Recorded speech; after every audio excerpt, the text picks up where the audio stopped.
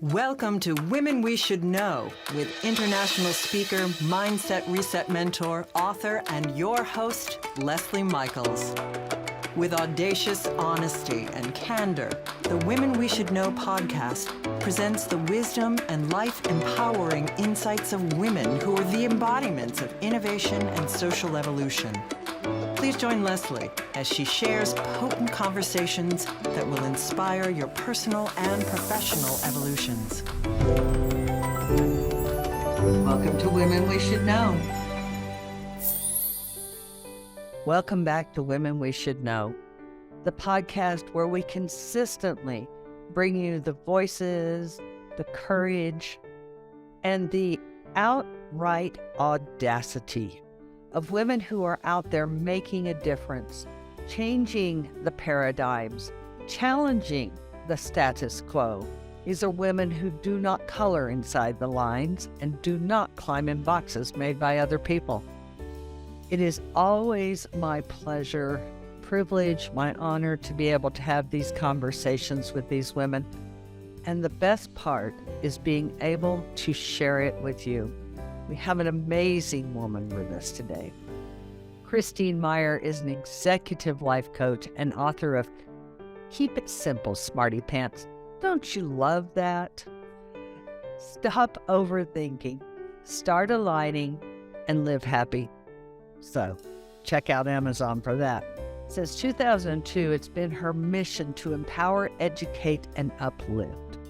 She coaches the ultra-successful people who you'd think wouldn't need a coach to dream even bigger, reach beyond their limitations, and know themselves from the inside out, which allows them to move through life confidently and happily while making the impact they want to make.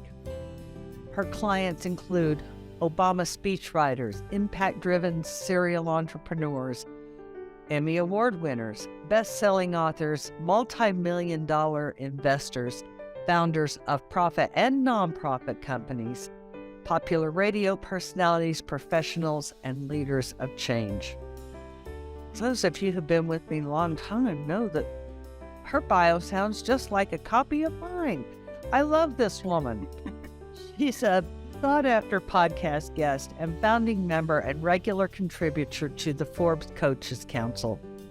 The second book in her Keep It Simple Smartypants series will be out in 2024.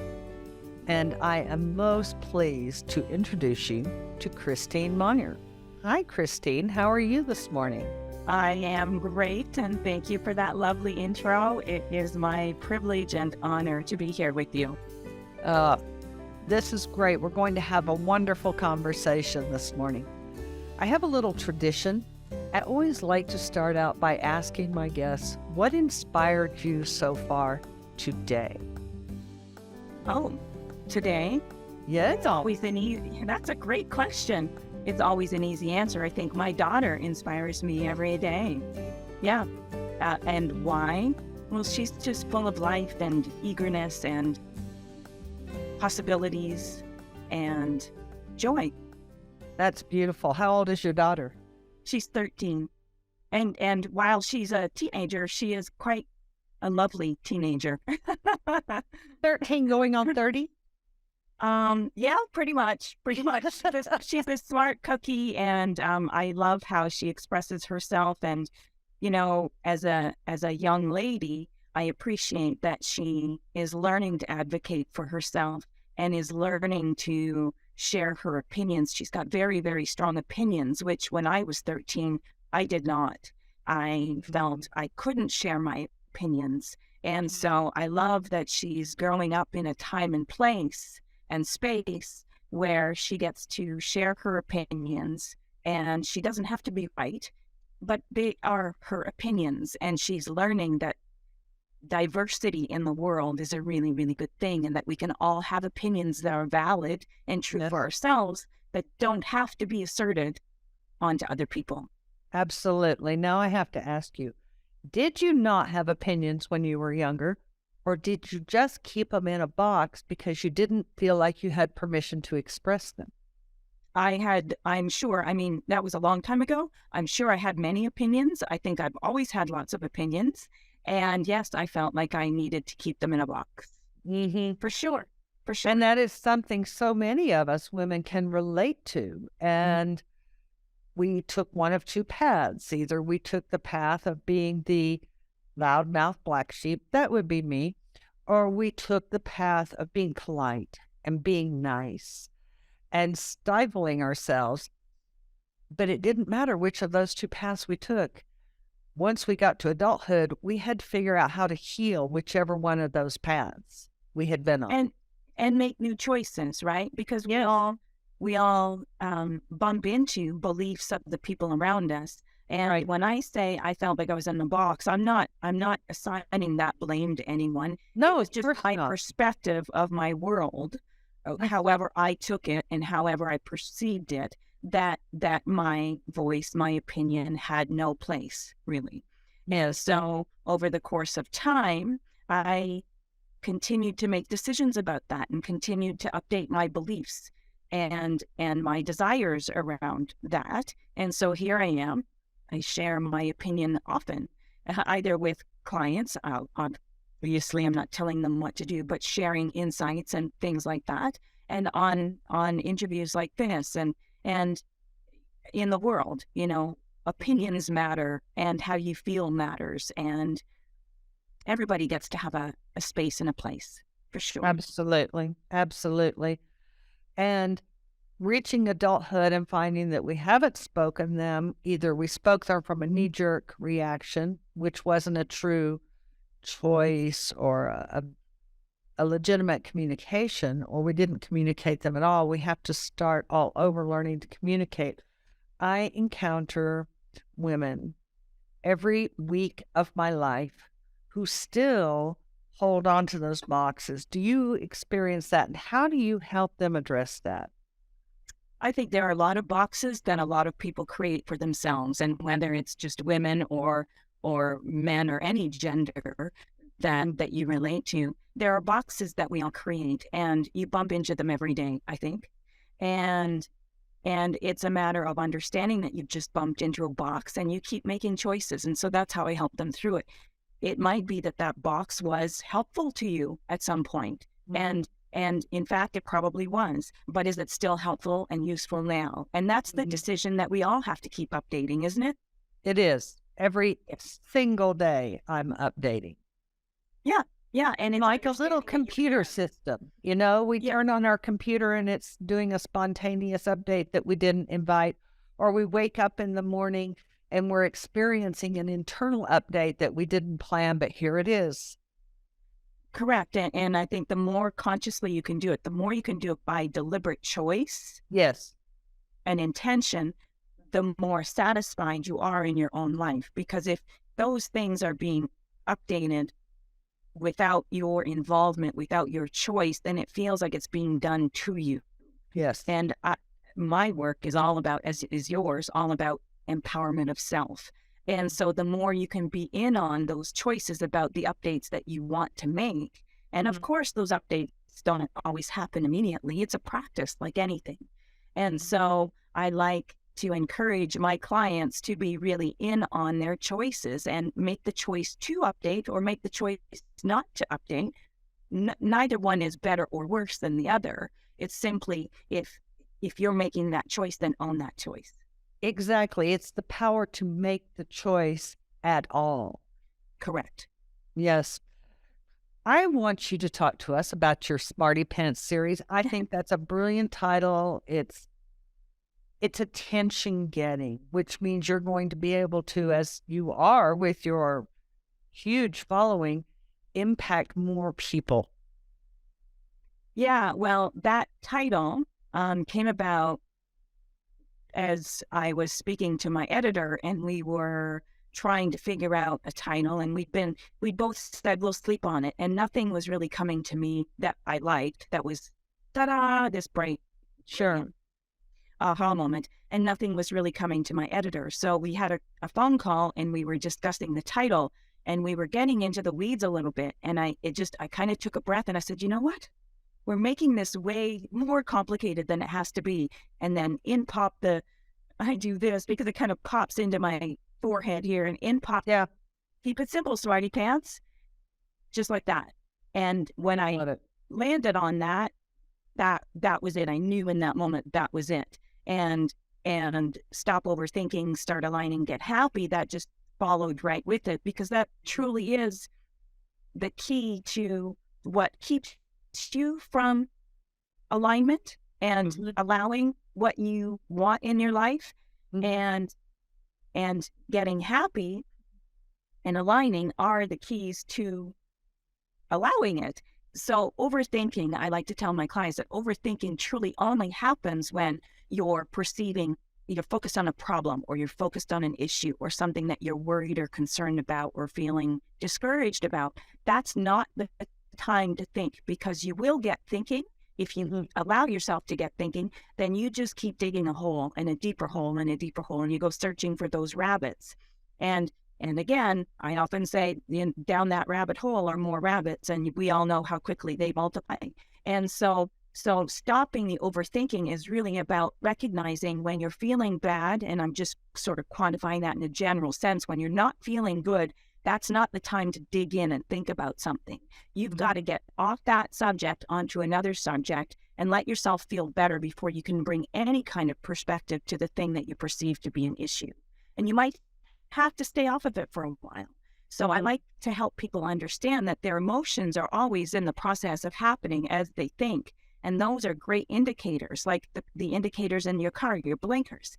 If you turn on your blinker, you're indicating where you want to go. And with your thoughts and how they feel, emotion is letting you know which way you're going, whether you're digging yourself deeper into the rabbit hole or whether you're outside the rabbit hole. Right. Does that make sense? That does make sense. The rabbits do it for me, Christine. It's so visual. We all know about it. We understand multiplying like rabbits.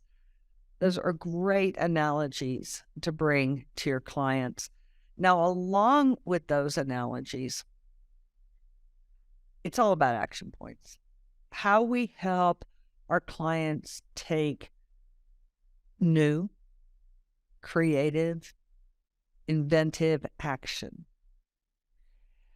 What top 3, if you'd be so kind, action points would you offer to our listeners today in terms of how to connect with that level of themselves that is wise, that doesn't get trapped in the rabbit hole, that isn't reproducing the same old thought over and over again? Great question. Well, number one, I'd start caring about how you feel. That's number one. Caring about how you feel and paying attention to how you feel. Number two, which is kind of like number one, but make feeling good a priority and make your thinking happen when you're feeling good. And stop or redirect to a different subject when you're not. And number three, remember that it takes practice. And practicing feeling good is truly the gift or the key to everything that you want. And so how do you practice feeling good? Well, I've got all kinds of games that I offer my clients to get in the habit of feeling good without thinking about something that matters to them. And so what is one? Just one game. One game I love that I practice myself is what makes my life easy. So I love the game of what makes my life easy, and my clients find it easy and fun. And so you ask yourself, what makes my life easy? And there are answers that just come easily in that vein of questioning. So a glass helps make my life easy. A window that opens helps make my life easy. A desk where I can do my work. Shoes make my life easy. Running water, indoor plumbing, hot water, a toothbrush, toothpaste, a closet makes my life easy.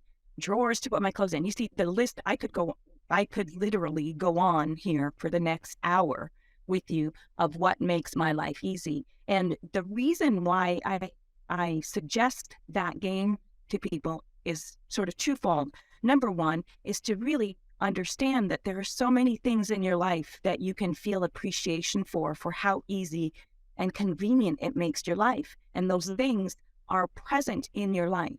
now, they're not some far off dream. They're not some far off thing you have to hold off for.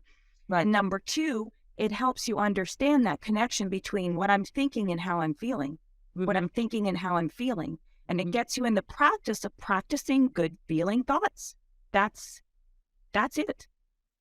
That's brilliant. And what I love most about that game is the ordinariness of your little grocery list that you went through. A window that opens, toothpaste.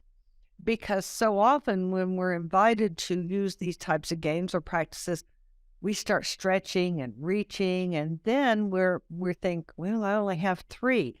But the ordinariness, the day in, day out value of toothpaste is absolutely brilliant. So it's the simplicity of everyday things. When I'm asking people to play the "What Makes My Life Easy" game, I'm not asking you to stretch beyond your belief system. Right. I'm asking you to make up crap that you don't believe. You see, Right. So when you start looking around your life and tuning yourself, that's really the idea around this, is tuning yourself, because when you tune yourself, you easily see things that you weren't noticing before. You see? And so what makes my life easy, there are so many things in everybody's life, even if you are having a difficult time.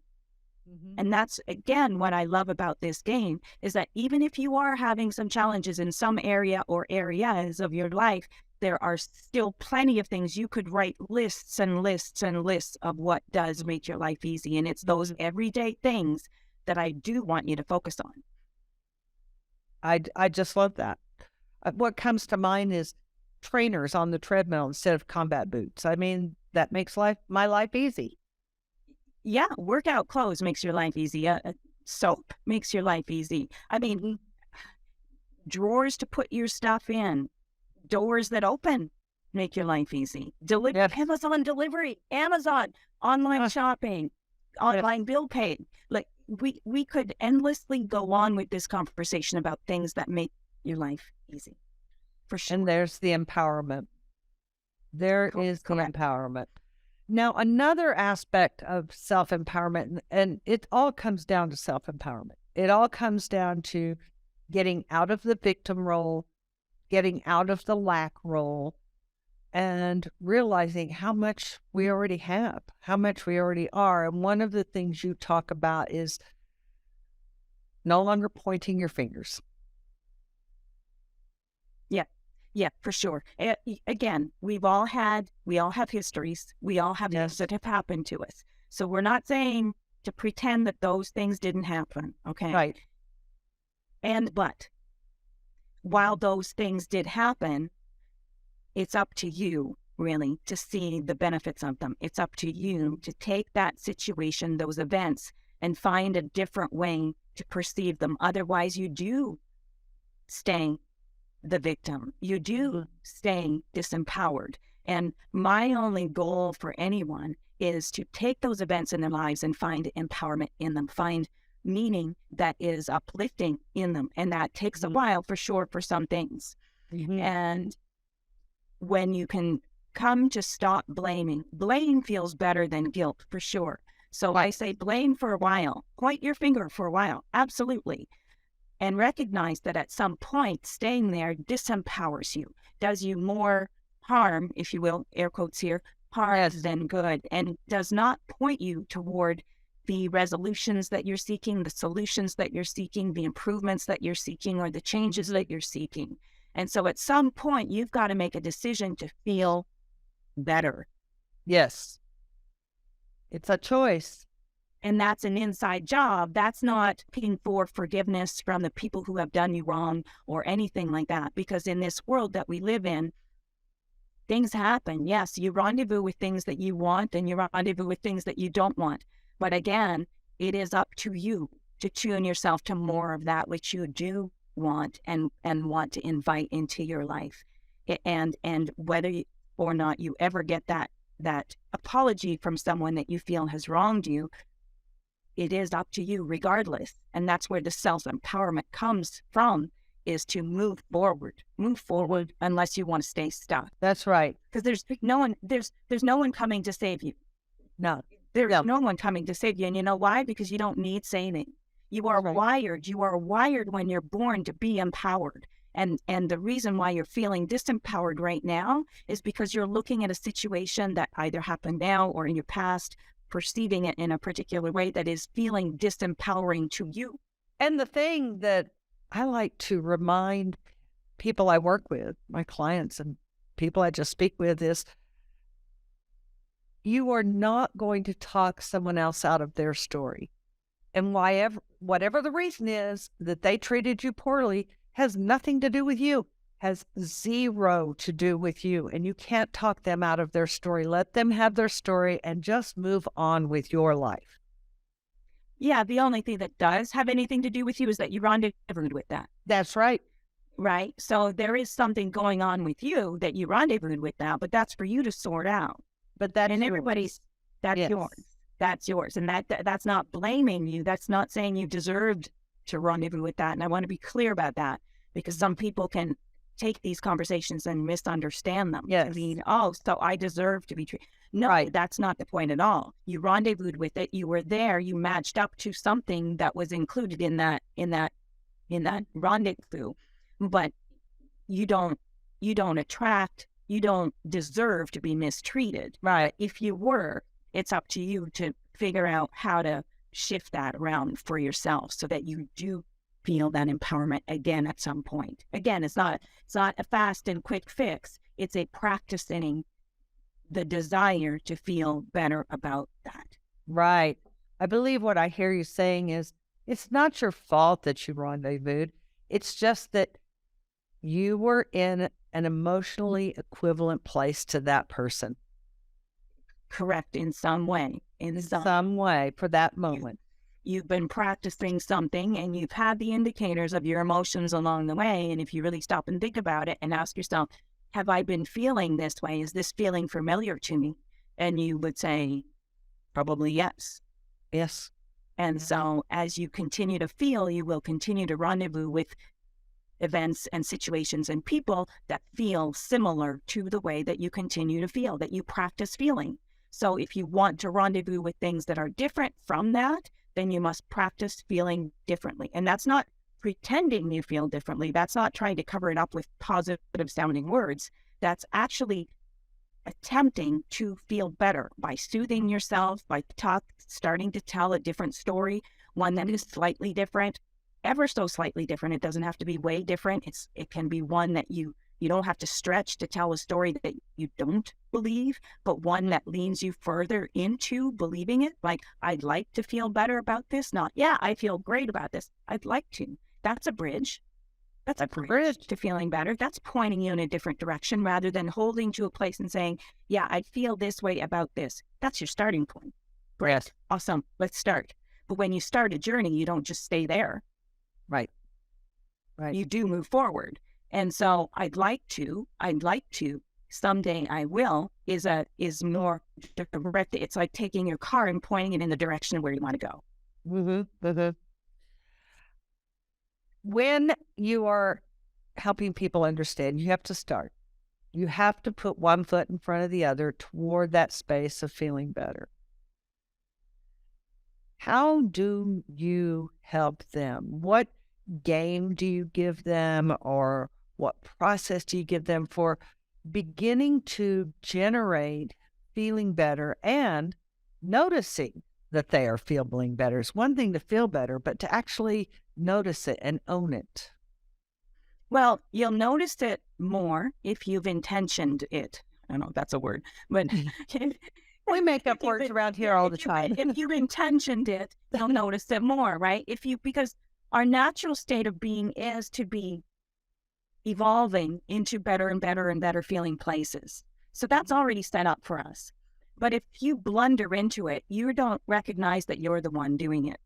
And so when you decide to feel better and you recognize that you feel better, now you're on a more empowered road and you're seeing the correlation between I'm feeling better and things not only feel better, but things are improving, or the things that are happening don't bother me so much. And so some of the ways that we move toward that are games like the What Makes My Life Easy, again, that's so that you start understanding the difference or the correlation between your thoughts and your focus and how you feel. Right. Other games, other things that we start doing is, we've already mentioned, start telling a different story. Yes. And you're not going to turn that whole train around at once, but you can start telling the stories that are easy to tell that feel good. You can start directing your stories of past stories that didn't feel good into, well, I'd like to, maybe I can, maybe someday I will, that I want to, that kind of thing. And the more you tell it, then your story evolves. Your story will evolve and thoughts will occur to you that feel better. Latch onto those. The other thing is to really savor those moments when you find yourself feeling good. So again, you get in the habit That's so important. into, right, rather than trying to overcome stuff, which we could really focus on. And that's kind of the equivalent of going down that rabbit hole and finding more habits, because there are all kinds of things that we could try to overcome. Yes. Instead, start paying attention, start paying attention to those times that feel good easily, and those subjects that easily feel good to you. You always think, when you think about your dog, you always feel good. Well, think about your dog. And that seems pointless. You're thinking, well, yes, but I'm a high achiever. I'm a thinker, and I've got to be thinking about my goals and my dreams and the solutions that I want and solving problems, right? Right. But that's so contrary. I know it's counterintuitive to say, no, I'm going to put that on a shelf and I'm going to leave it there for now. And instead, I'm going to think about these other things that immediately feel good when I think about them. Mm-hmm. Because we all are tapped into higher intelligence, if you will, the non-physical realm. We are truly all tapped into that. But you can't receive those messages if you're focused on your problem. If you're way down the rabbit hole, you're not going to hear the sounds that are out here. If your cell phone's not plugged in or charged, then you've got a useless cell phone. That's right. Now, I also know that you speak directly to your readers, your clients, about the act of learning to speak confidence, speak the confidence that they already have. Yes. And that's sort of to the point that we were speaking to just a few minutes ago of not trying to overcome things. Right. And so there are places in your life that you are confident. And it doesn't really matter what that is, how important you perceive that to be or not important you perceive that to be. There are places you feel confident. And so I encourage my clients, again, rather than look at their weaknesses, if you will, air quotes here with that, to look at their strengths, to look at where they are confident, where they feel capable, where they feel able, where they feel sure and certain, and focus on those things, amplify those things, rather than look at where they feel like they're falling short. Because the more you focus on something that's already working, the more that will work, and it just elevates everything with it. But the more you focus on something that's not working, the more you bring everything toward not working. Absolutely. And focused on persists. That's right. And it's, I know there are always listeners, they comment that when we have these kind of conversations that it sounds unrealistic, it sounds woo-woo, it sounds this and that. And I always like to remind them, this is brain science. This is simple brain science based on neuroplasticity. This is not just some imagined series of actions that you can take. This truly applies to the way that our brains are created and put together and how they help us or hinder us in our life based on what we feed our minds. It feeds that back. Right. And you could reject the idea all you want. That's fine. I don't need anyone to get on board with this. And I suggest try it. Give it a try. Just give it a try. Yes. That's why I like to point out that it's brain science, so that anyone who's interested can look it up and say, those women had an idea what they were talking about. And those who dismiss it, well, that's fine. That's fine. That's okay. And let's have a conversation tomorrow. Yeah. It is a different conversation, but if you are resonating with this, which which is hopefully highly probable, then you will try these things, and nothing teaches more than your own life experience. So take the words and apply them to yourself and work them out yourself and see how it feels, see how it works, see what comes out of it. And, I've heard so many people say to me, not my clients, of course, but so many people who don't fully understand the foundations here, and say this stuff doesn't work.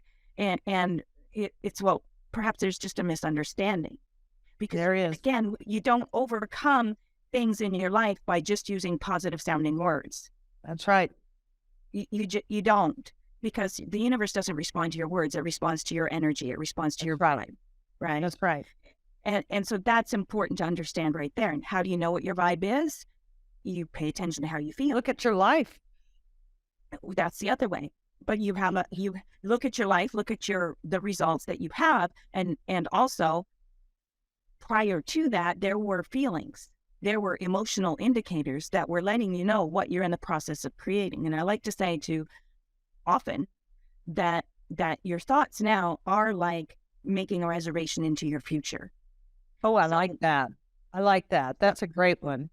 Right? And so if you wanted to take a trip somewhere, you wouldn't just show up at the airport without a reservation. You would have clicked on your computer, and you would have made a reservation for where you want to go, the time that you want to go. And so as we think, we are thinking, feeling human beings that are projecting forward our futures. We truly are. And what we are living now is a result of the thoughts that we've thought before. That's right. Period. And so as you move forward, you want to think about, what am I perpetuating in this moment? What kind of reservation am I making in a future moment right now as I continue to think about this? Now, I don't want people to fear their thoughts, but it's like understanding what their thoughts are in the process of creating. Right.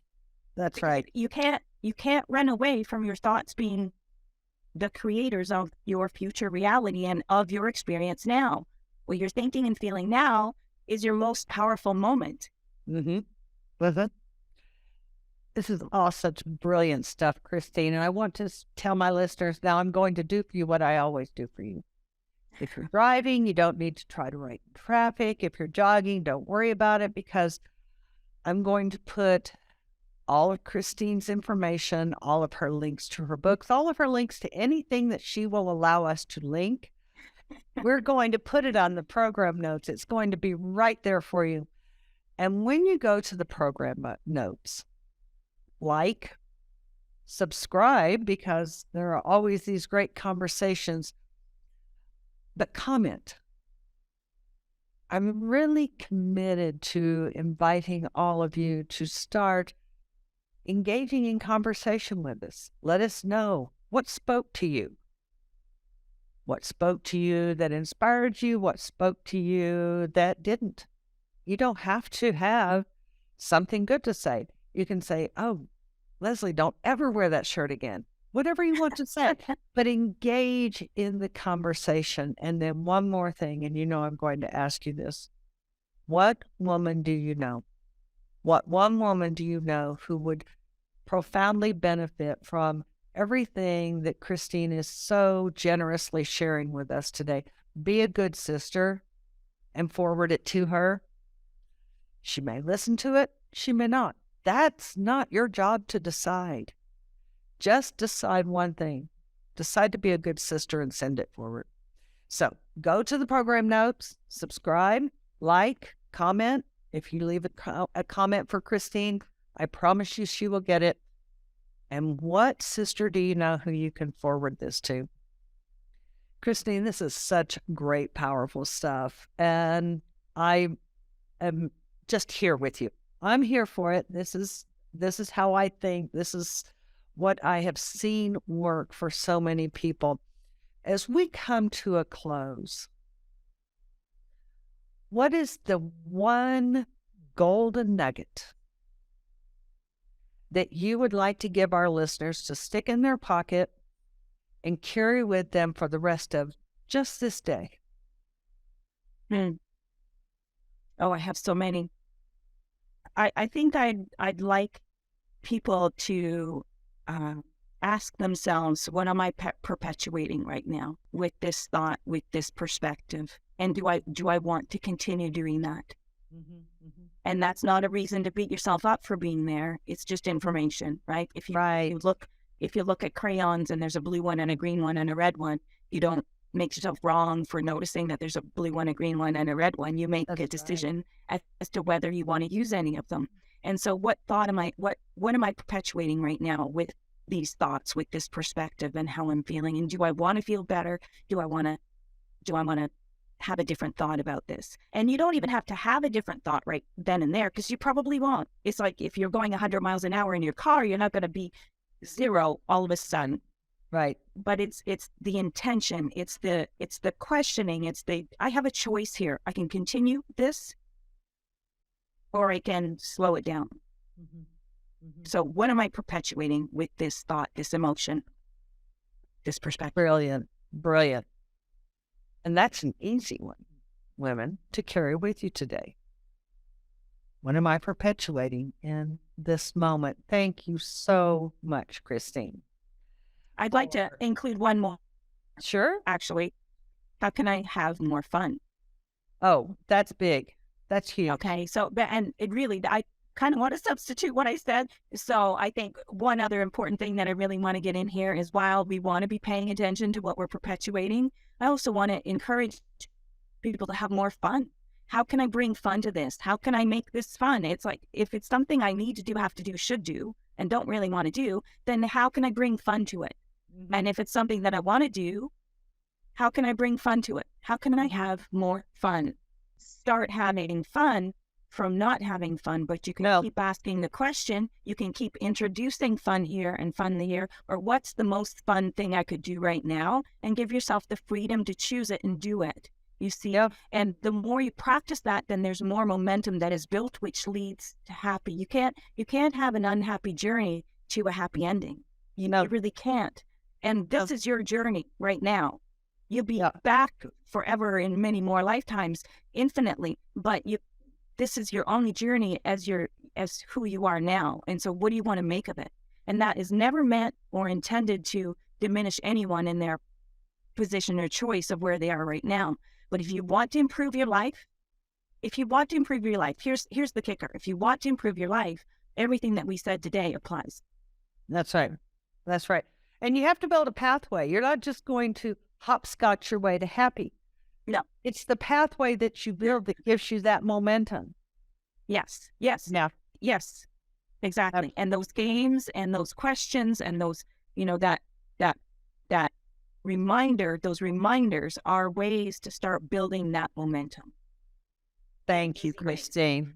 I always invite you. We get these great golden nuggets. I get them too. I have my index cards right here. I make notes while people are talking. And so much happens in the course of a day that they get lost. So I'm going to invite you to do our new tradition. Remember the tradition? You're going to write it down. When you get home, you're just going to throw it somewhere.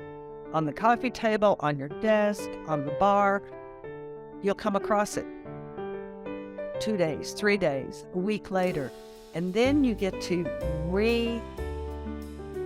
investigate, reconsider that golden nugget, take it into a new level. Why did you write this down? What does this mean to you?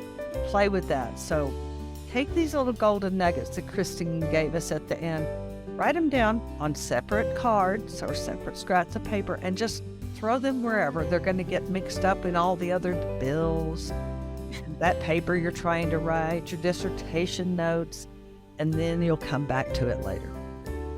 Thank you, Christine, for joining us today. It's been a real treat, and I appreciate you. Thank you so much for having me. It was really fun. Great. And women, as you go through your day, I'd just like to remind you, you are stronger and wiser than you know.